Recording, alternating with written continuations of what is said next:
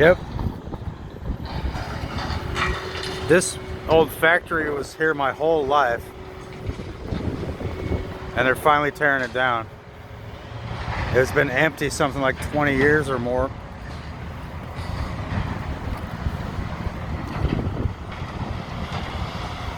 And they're finally tearing it down. Look, there's part of it that's still standing. Wow.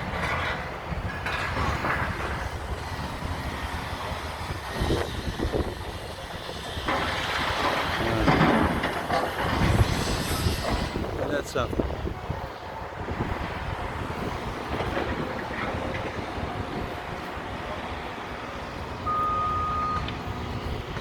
Thanks for watching. And yeah, they got it down quick.